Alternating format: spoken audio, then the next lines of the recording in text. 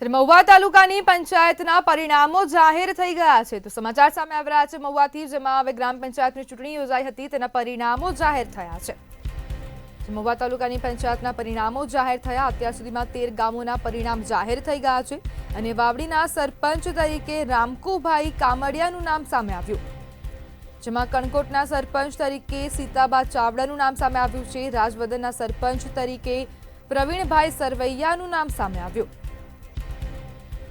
જેમાં કાટકડાના સરપંચ તરીકે મનરાજભાઈ કામડિયાનું નામ સામે આવ્યું છે અને મહુવા તાલુકાની પંચાયતના પરિણામો જાહેર થયા અને અત્યાર સુધીમાં 13 ગામોના પરિણામો જાહેર થઈ ગયા છે। જ્યારે સારદીકાના સરપંચ તરીકે નીમુબેન બાંભાનું નામ સામે આવ્યું છે। નેસવડના સરપંચ તરીકે દક્ષાબેન ડાભી ચૂંટાઈ આવ્યા, જ્યારે કહાણના સરપંચ તરીકે જીવનભાઈ વાઘેલાનું નામ સામે આવ્યું છે, જેમાં રૂપાવટીના સરપંચ તરીકે ઘનશ્યામભાઈ ગજેરાનું નામ સામે આવ્યું। અત્યાર સુધીમાં મહુવા તાલુકાની 13 ગામોના પરિણામો જાહેર થઈ ગયા છે, જ્યારે કુંભારિયાના સરપંચ તરીકે જાહુબેન સયાડનું નામ સામે આવ્યું છે અને બોલાના સરપંચ તરીકે શાંતુબેન ચિથરભાઈ મકવાણાનું નામ સામે આવ્યું છે।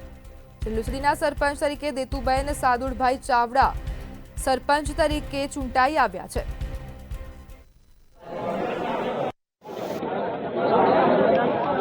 મહુવા ગ્રામ પંચાયતનું ચૂંટણીનું પરિણામ ધીમે ધીમે સામે આવી રહ્યું છે। તેની ગણતરી જે કેજી ગર્લ્સ હાઈસ્કૂલ ખાતે શરૂ છે, ત્યારે 13 ગામ જેટલું ચૂંટણીનું પરિણામ સામે આવી રહ્યું છે। ત્યારે સમર્થકોને જ્યારે વિજેતા હોય છે તેનું જશ્ન મનાવી રહ્યા છે તેવા દ્રશ્યો પણ સામે આવી રહ્યા છે। મંતવ્યની ટીવી સ્ક્રીન ઉપર દર્શક મિત્રો જોઈ રહ્યા છો તે મહુવા કેજી ગર્લ્સ હાઈસ્કૂલ ખાતે જે ચૂંટણીના પરિણામો સામે આવી રહ્યા છે, લોકોમાં એક ભારે ઉત્સાહનો માહોલ જોવા મળી રહ્યો છે।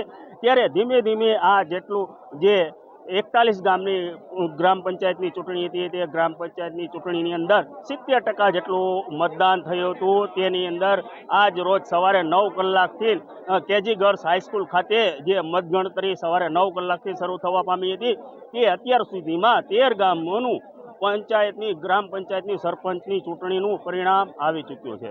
કેમેરામેન હિંમત મકવાણા સાથે હર્ષદ દસાડિયા, મંતવ્ય ન્યૂઝ, મહુવા।